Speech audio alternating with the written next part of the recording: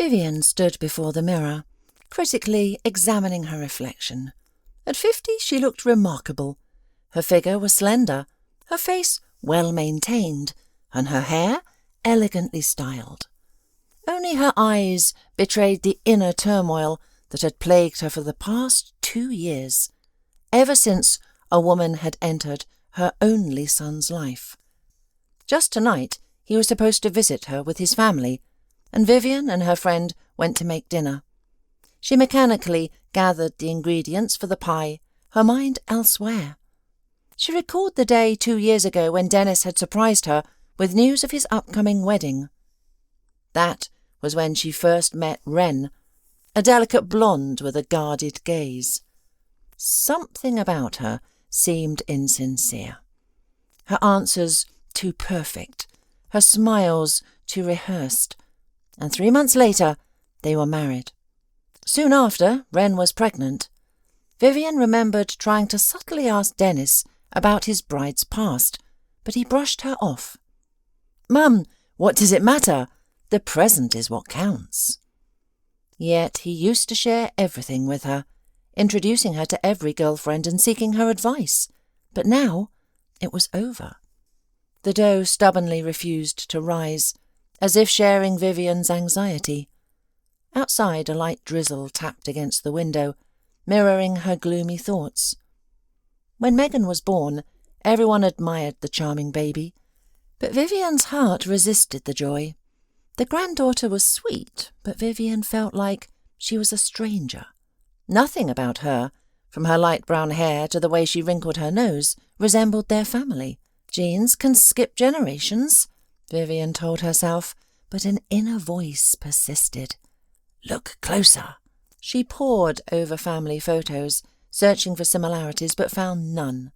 Even the girl's temperament was different, calm and contemplative, unlike the fiery nature of their family. The doorbell rang, startling her. Serafina, her neighbour and only friend who dared to speak the truth, stood at the door.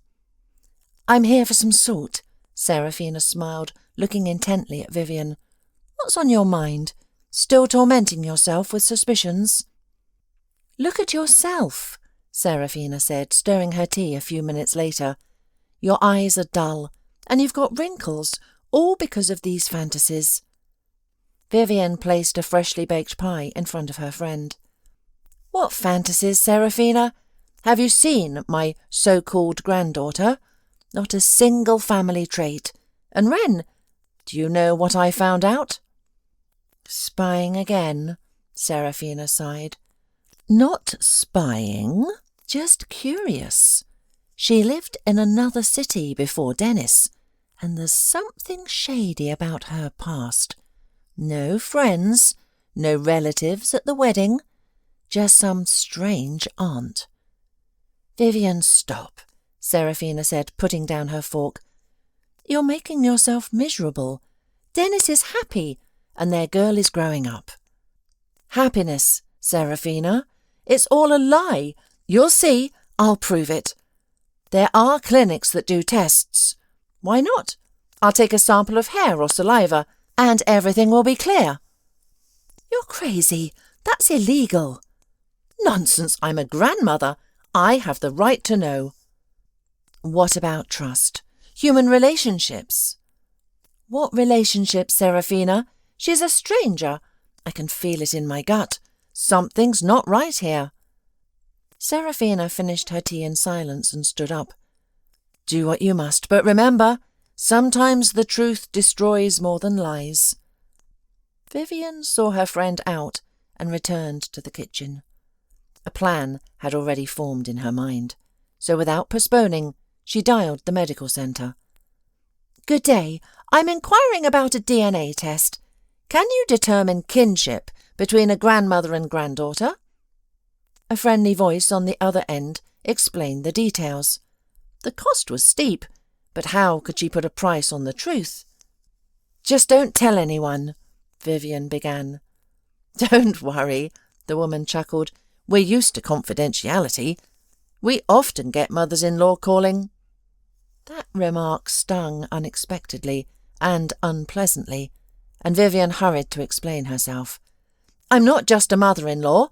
I'm a mother protecting her son from deception." That evening, Dennis arrived with his family. Vivian watched her granddaughter surreptitiously, her heart aching more with each glance. No, she definitely needed to find out the truth. The medical centre was housed in an old mansion with columns. Vivian adjusted her silk scarf and pushed open the heavy door. Inside, the scent of antiseptic and expensive perfume filled the air. In the office, a young nurse with a piercing gaze greeted her. "Did you bring the sample?"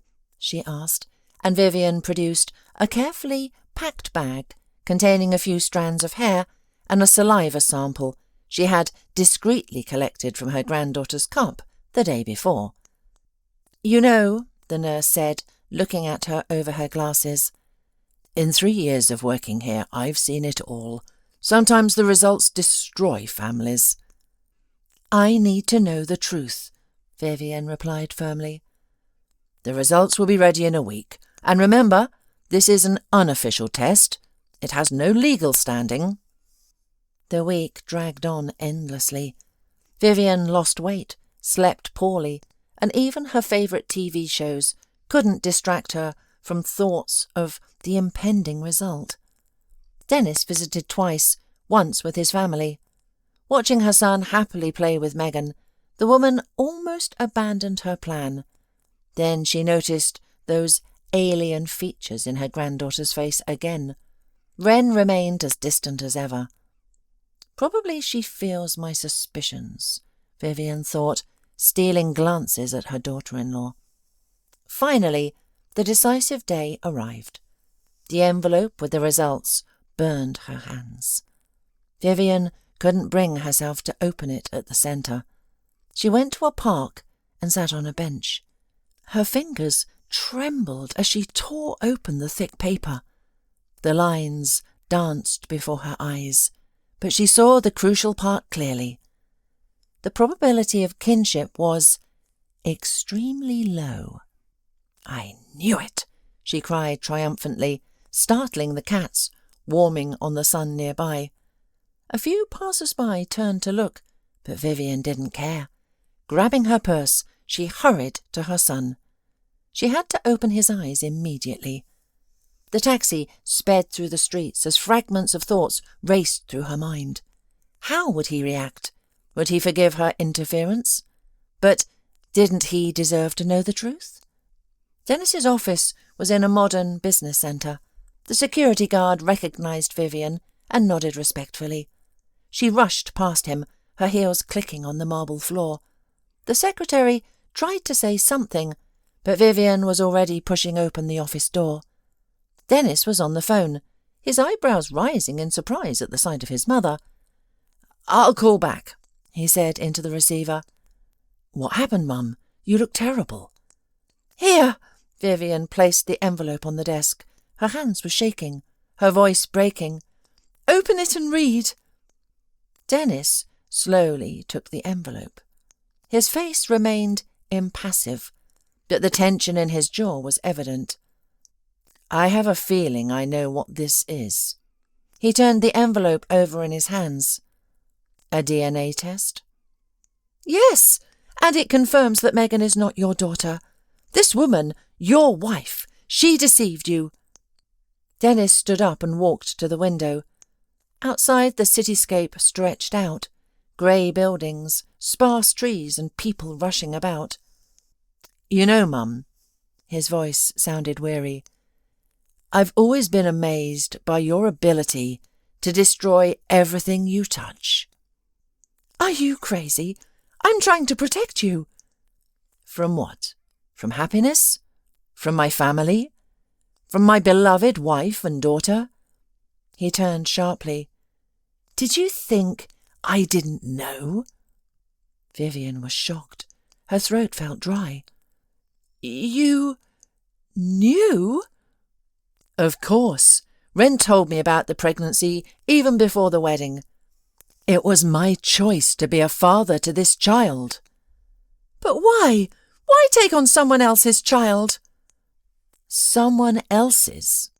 Dennis smiled bitterly. And who decides that, Mum? You, with your tests, or my heart? A heavy silence hung in the office. Muffled voices and the hum of office equipment could be heard through the door. I fell in love with Wren at first sight, Dennis finally said. When she told me about the child, I realised this was a chance to become a real family. They had met at a hospital. He was accompanying a business partner whose wife was having pregnancy complications. Wren was sitting in the corridor looking lost and frightened. Their eyes met, and he simply couldn't walk away. Did she tell you everything right away? Vivian struggled to keep her voice steady. Not right away. At first we just talked. Then started seeing each other. I could see she was hiding something, but I didn't rush her. And when she finally told me the truth about the pregnancy, about the father who had disappeared, you know what? I felt relieved. Relieved? Vivian looked at her son in disbelief. Yes, because she trusted me. She didn't try to deceive me or pass the child off as mine. She was ready to be alone, but I offered to be a family. Rain began to fall outside, tapping against the window, creating intricate patterns. And what about your own children? Don't you want— Mum? Dennis kneeled beside her and took her hands. Megan is my child.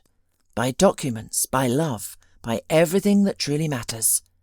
And if we have our own children, that will be wonderful too. But I had the right to know, said Vivian, at her last attempt at self-defence. No, Mum, this was our decision. Only ours. And now we have two choices. His voice hardened.